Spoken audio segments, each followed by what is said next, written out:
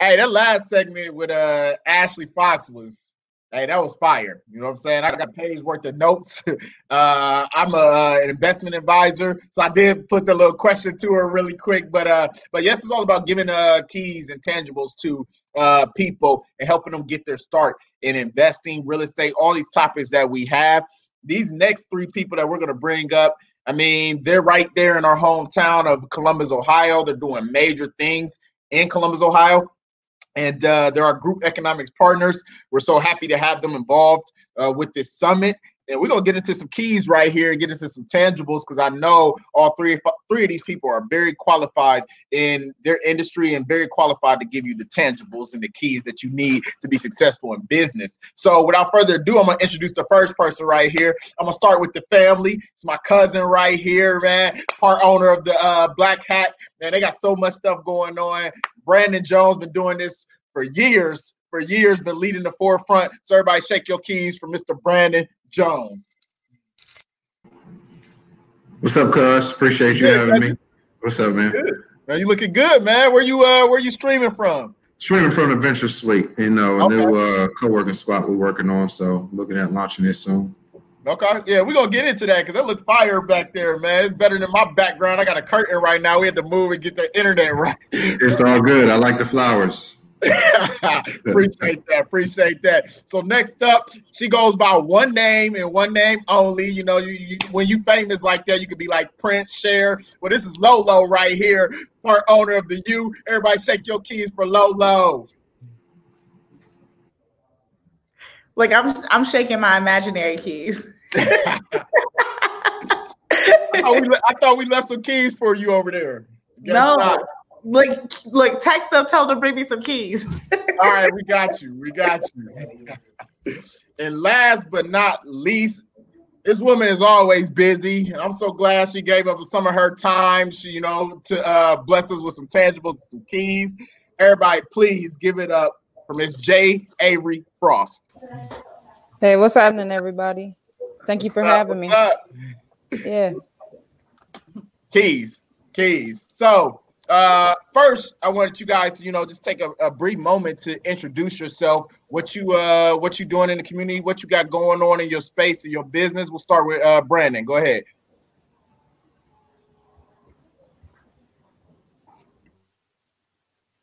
You got to unmute yourself. All right, here we go. Branden Jones, co-founder of Black Hat, serial entrepreneur of many things, hustler from the South Side, City School graduate. Black Hat is an organization we created in 2016 to bring more diversity and inclusion in the startup ecosystem here locally and statewide. We didn't see enough people that look like us when we were going to events. We are ex-party promoters for many years, starting with teen parties all the way up to college parties throughout the city. We started to go to all the network events. We saw that, white folks were doing networking events. We're party promoters. We said, let's do the same thing. Let's hack it. Let's disrupt it. Let's get Black people in the space. Let's get them in the room. Let's build a community around us breaking into tech. Shout out to Ruben Harris. And let's figure out how to get into these jobs. Let's learn how to build startups and scale from there. So, we started with Black Hat. We're in phase 2 now, where we're going to be working on opening up a co-working space, working on new programming, and then eventually getting to the part where we launch a fund. So for us, it's building out an entire ecosystem of services, collaborating with all like-minded Black folks, and it eventually, ultimately, just disrupting bias and racist systems. I know you've been on this movement, man, for a lot of years, man. And, a lot of times we don't get the credit that we deserve nowadays. But I definitely want to give you, your flowers while you here on Earth, man. You been leading that movement, especially in Columbus, Ohio, for the Black people. So fist up to you, my brother. Appreciate it. We're going to go to J. Averi Frost. All right, yeah, so J. Averi Frost, I'm Executive Director of the Central Ohio African American Chamber of Commerce. I'm also a Program Manager for our Minority Small Business Resiliency Initiative at the Columbus Urban League. Actually every hat that I wear is intertwined. If you know me, all I'm trying to do is uplift and empower our Black businesses. it connect us to the resources that we need. So with the chamber, we do advocacy, standing up and make sure we speak for every Black business, whether they're a member of our organization or not. We're making sure that we remove systemic barriers that are in place, whether it's with the public sector or on the private sector, trying to see what we can do to increase contract opportunities, not just saying, hey, give us money or anything like that. It's like, hey, give us opportunity to compete. We also have a list of Black-owned businesses that we curate on our list. And we're also working on partnering with other folks who are doing the same kind of listings and whatnot, so that we can really just connect as many of us together so that we can do what we can to support each other, which in my opinion is to shop and spend Black as much as possible, and to invest within our community. Why just keep cycling the money out when you could be cycling the money within? And we really do have some of everything from a dry cleaner, pharmacist to, obviously our beauticians, our barbers, but also thinking like Branden, to our tech folks, and also to manufacturers and what have you, wholesalers, restaurateurs. We have a lot of great Black businesses to support in Columbus. Y'all holding it down. Y'all holding it down. And I know you've been in this movement for a while too, so fist up to you as well. All right. So LoLo, one name, LoLo. What's up? What's up? Tell us. Y'all see they was getting my lighting together. But so I'm LoLo. I am founder of Urban Accelerator X, where we focus on urban entrepreneurs, helping them. We're a support organization. We do accelerators, different trainings, different connections. So that's just been absolutely amazing. It's in Columbus, Ohio. I also am currently in law school. So I actually do consulting as well on the side. I used to do marketing. So my marketing background, I took that. I'm really passionate about politics and educating our urban community about it. And so I shifted, and now I do more so consulting and strategizing, and then also education in that field. So my kind of, and it's funny because I know, David, you see me through the transition. So You out here. It's beautiful to see. It's beautiful to see the growth, and I know y'all doing it in the U right now. I know Ski couldn't be here with us today, but shout out to George holding it down as well. I know Branden, you got Bruce out there, you got Sarah out there, you got a whole team behind you too. So shout them out as well. So we're gonna just get into it, you guys. This is kind of like a roundtable discussion. We flowing with this. So all of you guys are in the business to help Black people in business. And I know that's a tough job. We can get into all those details outside of this, but just talk about, Black people in business and just like the barriers we face. Maybe that's from outside communities and institutions, but also ourselves as well. Just talk about what you guys have seen as far as trying to get Black people to be successful in business. And whoever speaks first, go. Let's go with it. Yeah, I feel like it's a little bit of both, right? Obviously, there's some internal things. There are also some intercommunity things. There are also some external things, right? But I know that for our people, we might not always have the same exposure to entrepreneurs or to people who are running their own thing as we come up as other folks. So some of it is some education that we lack, and not because we just maybe didn't know any different, right? And it's like, I'm in this space because my parents were in this space. And so I saw very specifically what they did, both parents entrepreneurs. I've dabbled into it myself, but we have a lot of people who are doers who can, but who maybe don't have that business acumen, that unfortunately it's just a language barrier. It's and maybe not knowing what you don't know. And so I think we have to build capacity, but then also we have to try to knock down doors that keep us out when we don't have the same kind of opportunities externally that we could to help grow our companies. Yeah, and it's at our last summit, Dr. Jarrell Hill said, ignorance is expensive.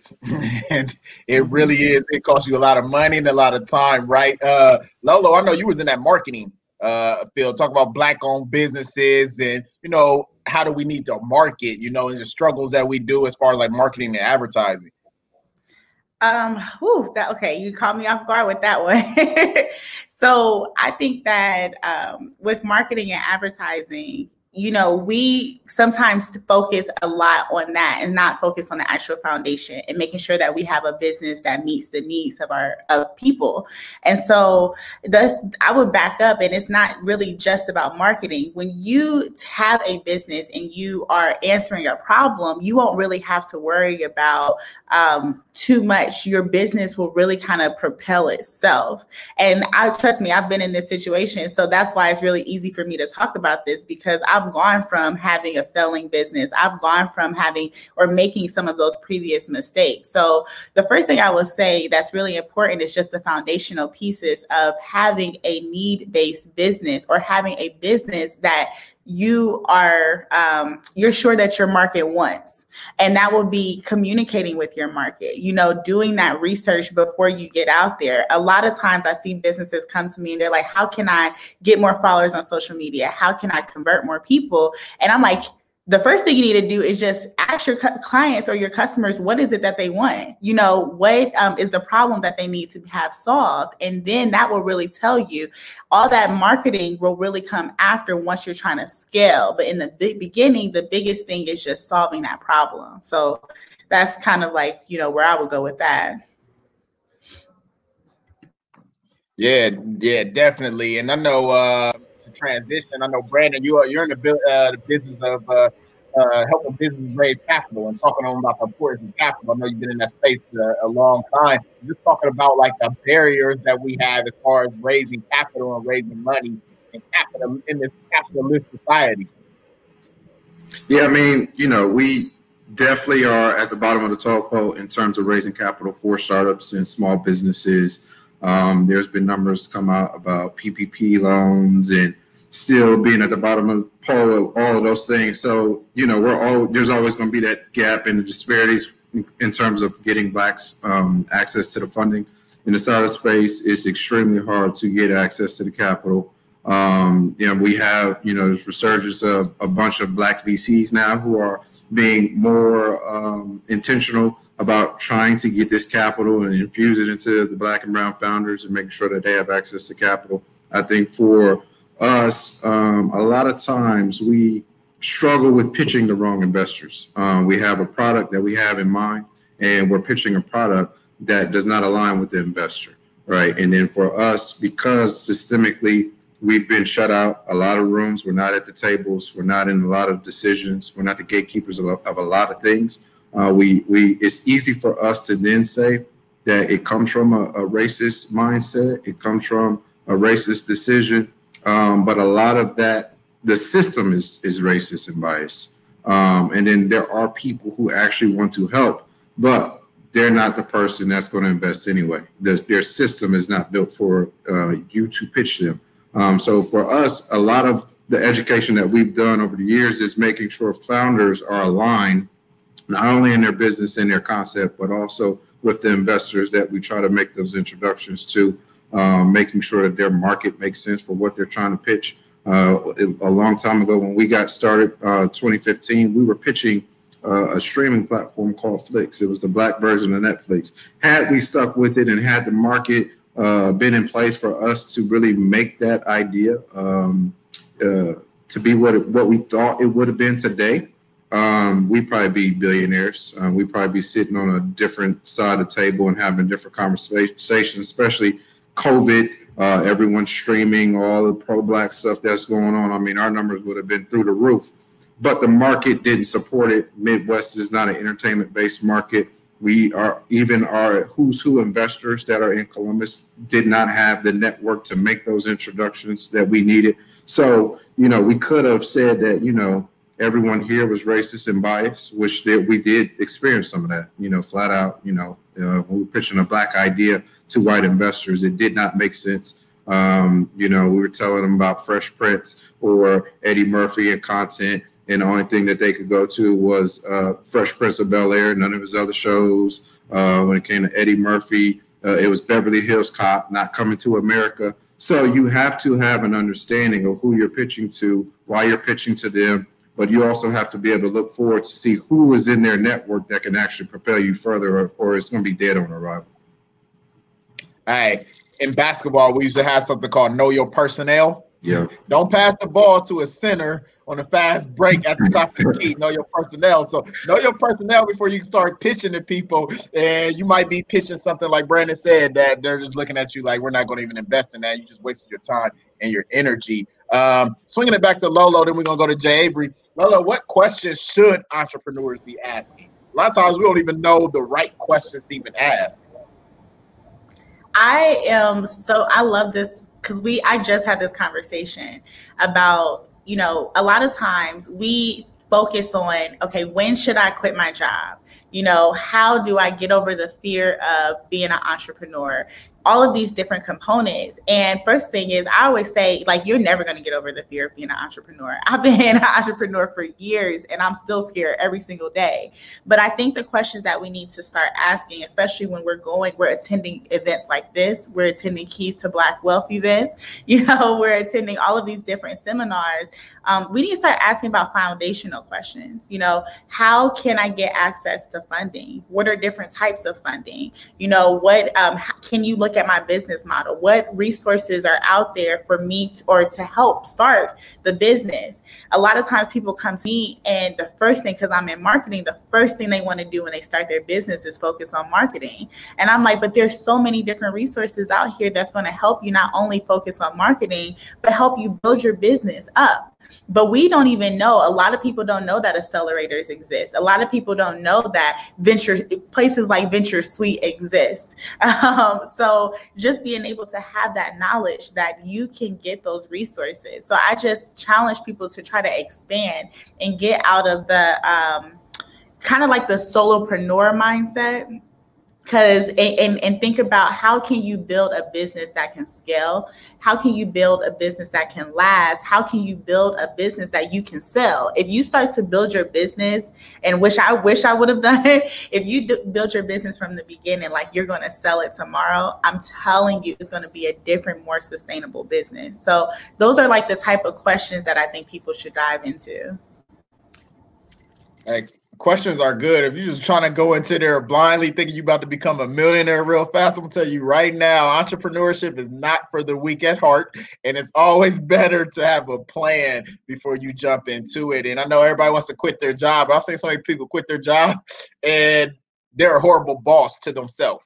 It's like you give yourself every day off, 5 lunch breaks a day. I'm like, nah, you need somebody to boss you around because you don't have that self-discipline. But those are great questions that people should be asking, Lolo. And I know, Jay Avery, I know you guys, at the African American Chamber of Commerce, you guys help people and connect the dots. Let's talk about being a dot connector and helping businesses succeed. Yeah, my whole goal is to, also I'm a nerd, I'll just preface, right? But it's to identify as many of the resources as possible and distill it. So when people contact me, they don't have to go doing all the searching and the finding. We're aware of a lot of things that do exist, but also it's also as important to know what you don't know and know people who know those things, right? And so it's like, okay, well, I don't have an answer to that legal question, but we have a Black Bar Association in Columbus. You could reach out, right? Or that we have a group of lawyers that are on our membership and on our directory who will answer questions, right? Nobody's out here trying to wax just to like get the consultation when they could, it's an easy question that you already know the answer to, and maybe it's not something that you do, but you can refer them on. So yeah, my goal is just to know, especially when we're talking about startups or growing your business. When somebody calls me, maybe not something that is in my main line, but Columbus is actually overflowing with business development resources. You just have to kind of dive into Google and type in the question into Google. You don't literally, Google won't judge you. Just put in the question and some resources will come up. And if they're actually about what they say they are, which is growing business, even if they're not going to win from it, they're going to direct you to somebody who can help you do what they need to do. Yeah, definitely. Yeah, I know this is like the information is out there. And I don't know if y'all ever saw that the Chris Rock skit where he was like, Negroes don't like to read. Unfortunately, that is the stigma with our community. And it's like, all you got to do is look for the answer. Now, I'm not going to lie. When I signed up for Google and Facebook, I didn't read the terms and conditions. But I do know how to go on there and search.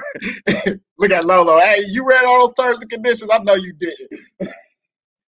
I'm starting to listen. Okay. All right. Yeah. Teach us how to do that. All right. So we're gonna throw it back to my cousin, Mr. Jones. You know, just working with family. I know you got a family business, and a lot of times they say in the Black community we can't work with each other. We can't work with our family members. Yeah. There's mistrust in our community. Kind of just talk about that whole, the scenario of having a family business, working with your family, and trying to put people on that you actually know. Yeah, I mean, the sad part about that is that it is true. Working with family is a lot. Sometimes family, I say this, the people that love you the most will hurt you first.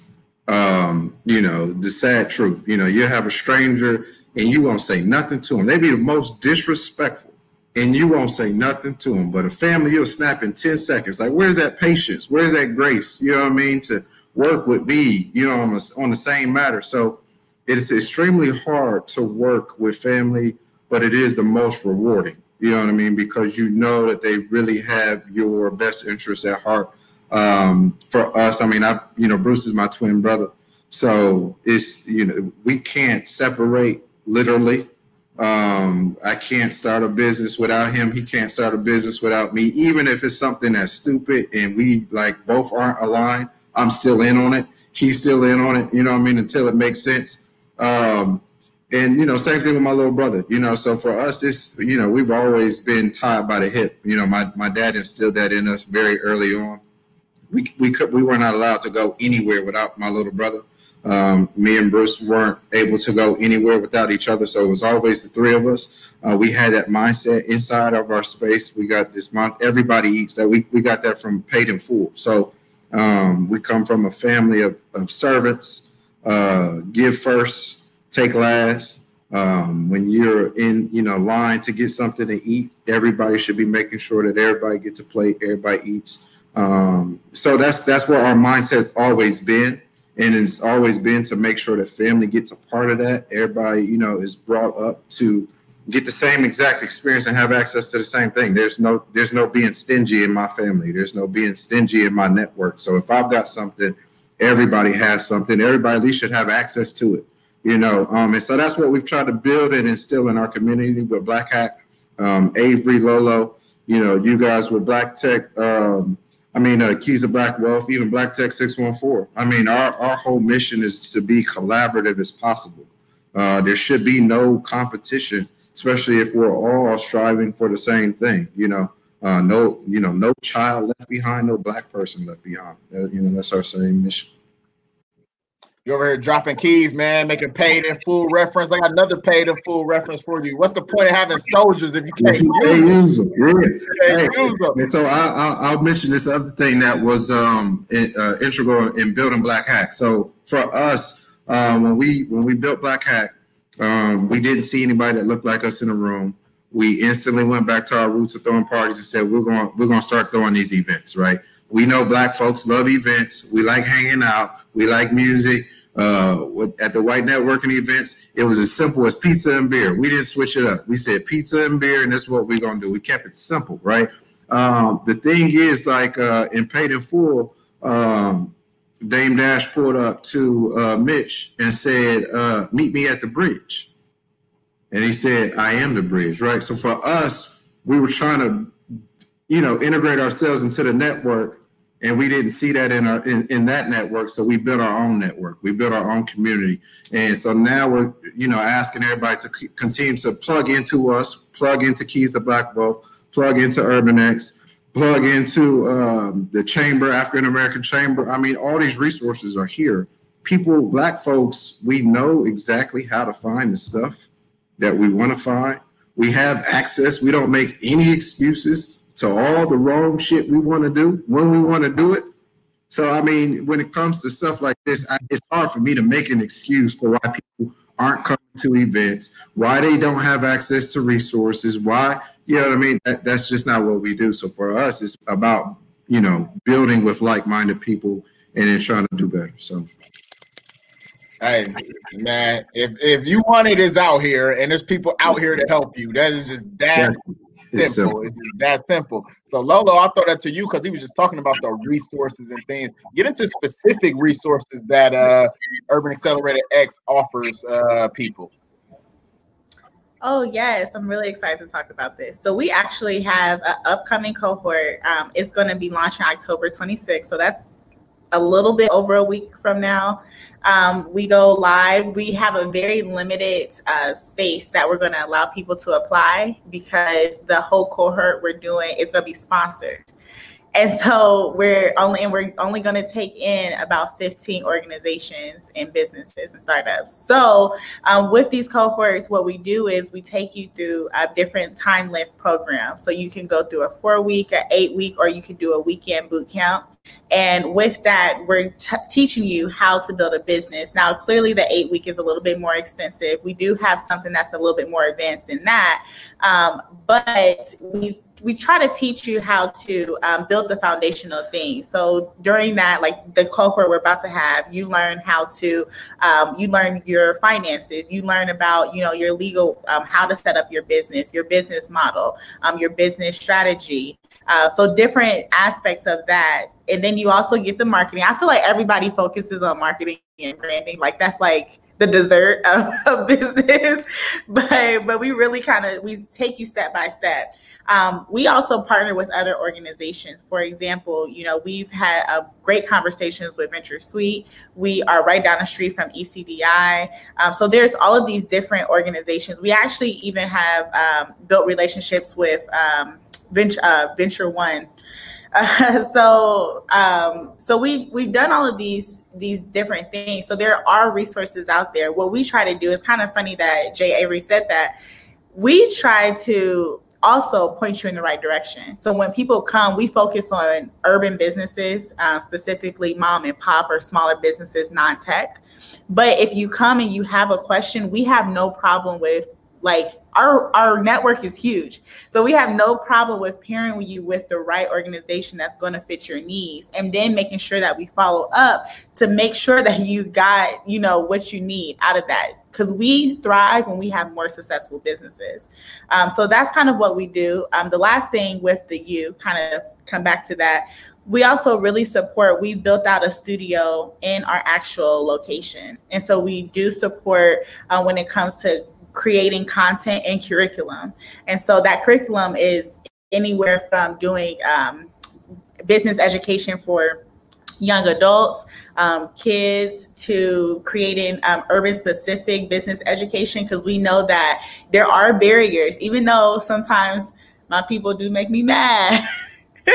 Even myself, I'll be making myself mad sometimes. But there are systemic barriers that we have no control of, and that have been instilled in us. And so being able to offer specific support, that's what we're looking to do. So like she said, tap in, like you all said, tap into the resources that are available and ask questions. Don't be afraid to sound stupid or not know something. Like ask questions, network. So yeah.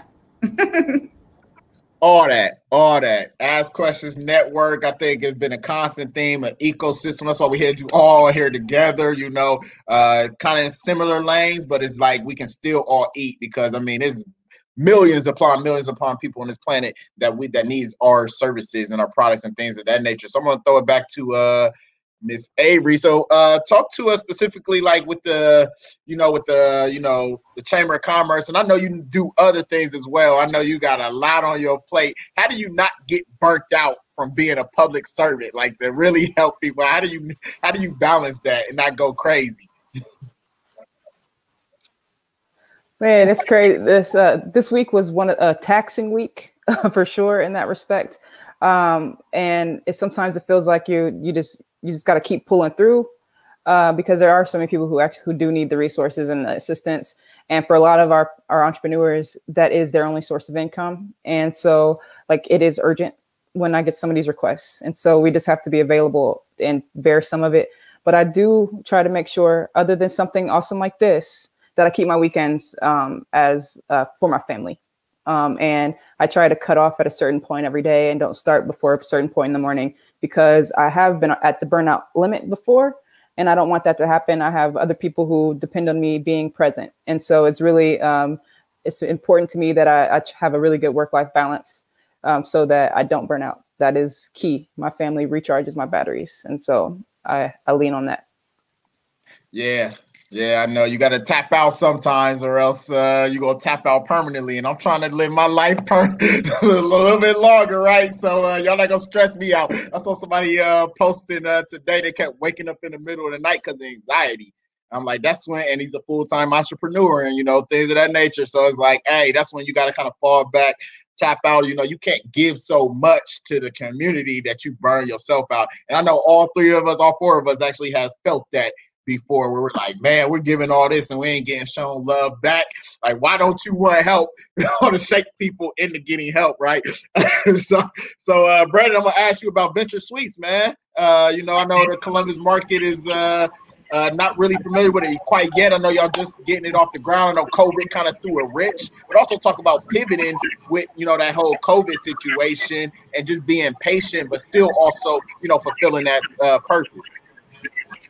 Yeah, I mean, to piggyback off what Avery said, I mean, COVID has been, it's been a blessing and a curse. But I mean, outside of people losing their lives and getting sick and being in ICU or even dying and not being able to see their loved ones out, I've appreciated every single moment of COVID-19 and its introduction of hurdles. For one, it's allowed me the time to kind of sit back and see what's important. Because, as entrepreneurs, we're so busy just hustling to try to get things done, try to meet these somewhat unnecessary goals that we set for ourselves based on the market and our competitors or who we think is just in the market of being entrepreneurs themselves. So I think COVID has allowed me to kind of step back realistically and just look at my own agenda versus everyone else's agenda, get my house in order, spend more time with the wife and kids. I've really learned how to say no to a lot of stuff. I mean, before I would say yes to everything, feeling like I had to, and I've really perfected saying no. So I'm proud of myself for being able to do that. As an entrepreneur and a community catalyst, I think it is still important to say yes and give back. I say, those are potential IOUs that you get back in the future at some point. You do a lot for a lot of people, and at some point, somebody's going to appreciate it, and they're going to step up when you need to.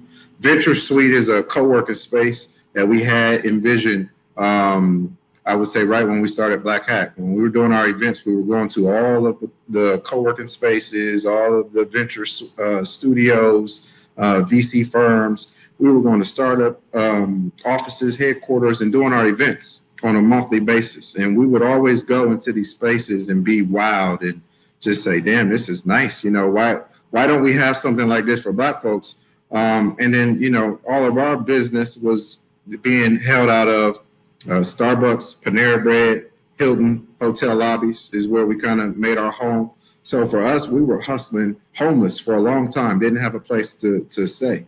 And then the community that we were building also had the same problem. They, also don't have offices, couldn't pay $200 to $300 a month for an office space or a membership somewhere.